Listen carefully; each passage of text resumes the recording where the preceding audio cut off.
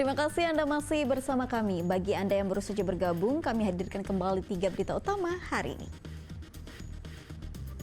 2 remaja tewas ditabrak lari saat tengah duduk di pinggir jalan Asahan, Kota Pematang Siantar. Polisi gagalkan penyelundupan belangka sebanyak 1.600 ekor di Serdang Bedagai. Menjadi polemik atas tudingan praktik nepotisme, Bobi Nasution akhirnya mengganti jabatan sang paman dari Sekretaris Daerah Pemkot Medan.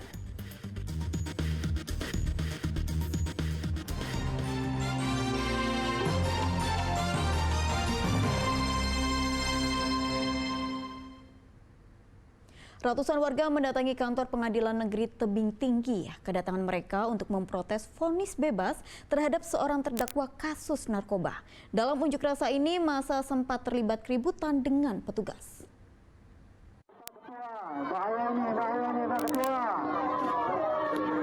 Ratusan warga menggelar protes di halaman kantor Pengadilan Negeri Tebing Tinggi. Massa memaksa masuk dan merusak pintu pagar yang dikunci dan dijaga puluhan petugas dari Polres Tebing Tinggi. Kemarahan warga dipicu putusan Hakim Pengadilan Negeri Tebing Tinggi yang menjatuhkan vonis bebas terhadap terdakwa berinisial AS yang diduga merupakan bandar narkoba. Aksi ini awalnya berlangsung damai, namun karena hampir 2 jam, Ketua Pengadilan Negeri tidak kunjung menjumpai warga. Massa pun memaksa masuk hingga diterima bagian humas. Warga curiga terhadap vonis bebas kepada terdakwa. Sebenarnya artinya kita minta peninjauan kembali nih atas putusan peradilan yang apa itu yang dilakukan oleh Hakim Tunggal, ya kan? Tapi itu tadi dengan penjelasan dia sangat normatif sekali, ya kan? Ya kita akan minta copot nih, copot pengadilan. Juru bicara pengadilan membantah adanya imbalan dan menyatakan putusan yang dijatuhkan sudah sesuai dengan fakta yang ada di persidangan. Hal itu adalah mengenai putusan nomor 1 garis miring Pikra garis miring 2024 garis miring Pengadilan Negeri Tebing Tinggi, dan disampaikan oleh Ibu Ketua Pengadilan Negeri Tebing Tinggi bahwa mengenai upaya hukum daripada putusan para peradilan tersebut telah diatur di dalam KUHP dan juga telah diatur ketentuannya di dalam Perma nomor 4 tahun 2016 tentang bahwasanya tidak dapat dilakukan upaya hukum peninjauan kembali terhadap putusan para peradilan. Massa kemudian membubarkan diri dan berjanji akan kembali melakukan unjuk rasa dengan massa yang lebih banyak. Muhammad Hamdani melaporkan dari Tebing Tinggi.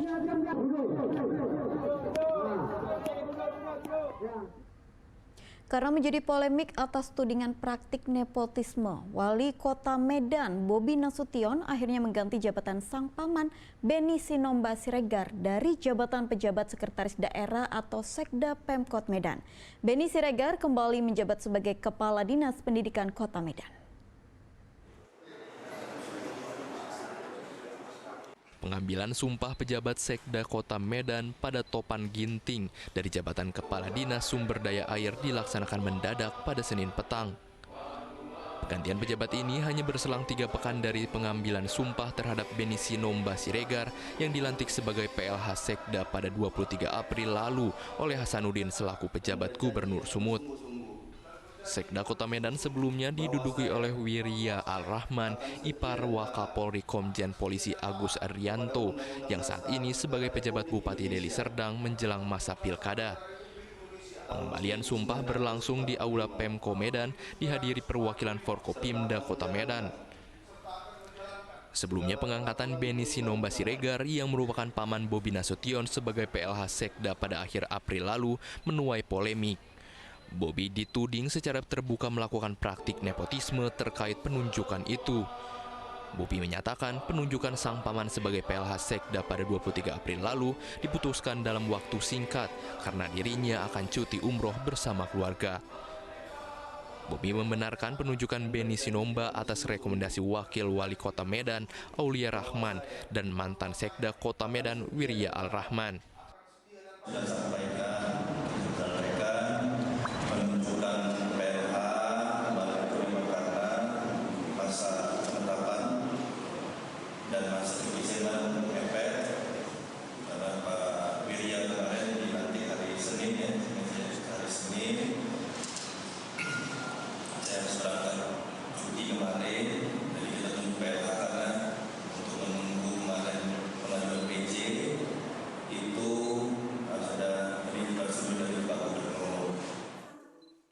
Meski demikian, Bobi tidak menjawab secara gamblang terkait upaya menepis tudingan praktik nepotisme atas penggantian sang paman secara mendadak dari posisi PLH Sekda meski baru menjabat selama 3 minggu.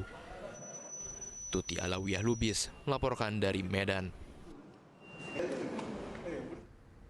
Seorang nenek berusia 95 tahun asal Kabupaten Asahan menjadi calon jemaah haji tertua dari Sumatera Utara.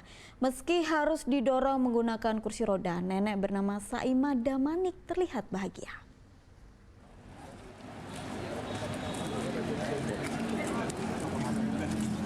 Inilah Saimah Damanik, nenek berusia 95 tahun asal Kabupaten Asahan, menjadi calon jemaah haji tertua Medan pada tahun ini.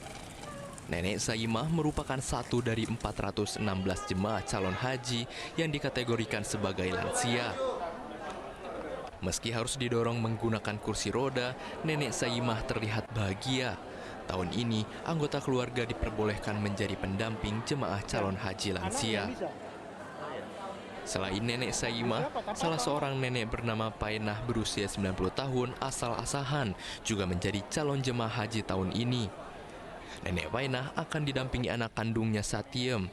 Satiem mengaku sangat bersyukur dengan kebijakan pemerintah memperbolehkan keluarga menjadi pendamping bagi calon jemaah haji lansia.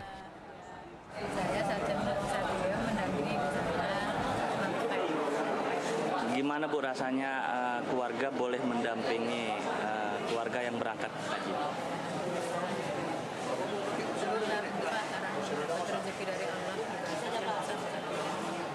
Jadi paling tua kita berangkatkan tahun ini yang laki-laki 93, yang perempuan 94, asal Asahan.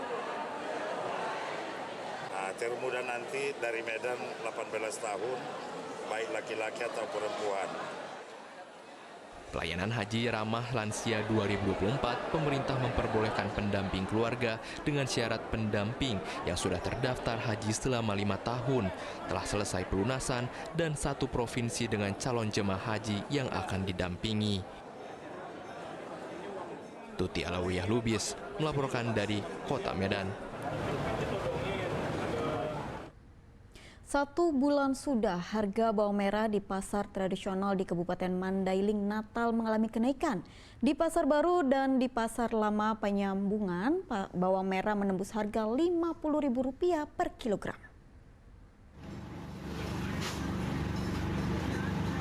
Harga bawang merah di sejumlah pasar tradisional Kabupaten Mandailing Natal terus mengalami kenaikan hingga mencapai Rp50.000 per kilogram. Sebelumnya pada bulan Ramadan lalu, harga bawang merah masih berada di kisaran Rp30.000 per kilonya. Berbeda dengan bawang merah, harga bawang putih impor masih terbilang normal. Harga bawang putih saat ini dijual dengan harga Rp45.000 per kilonya. Harga ini sedikit lebih mahal dibanding sebulan lalu di kisaran Rp35.000 sampai Rp40.000 per kilogram. Kenaikan harga bawang merah diduga akibat kurangnya pasokan serta cuaca yang tidak menentu. Harga bawang ini naik, Bu. 1 bulan terakhir habis hari raya. Jadi sebelumnya berapa harga bawang rupanya, Bu? Puasa kemarin 30-an, kalau yang ini 50-an. Berarti naik 20.000, Bu, ya, itu per kilo. Itu jenis bawang apa aja itu, Bu, yang lagi naik harga itu, Bu? Semua bawang, bawang Solok, bawang Bali Karet, semua naik. Kenaikan harga bawang merah berdampak pada omset penjualan pedagang karena para pembeli mengurangi jumlah pembelian. Yan Asmara melaporkan dari Kabupaten Mandailing Natal.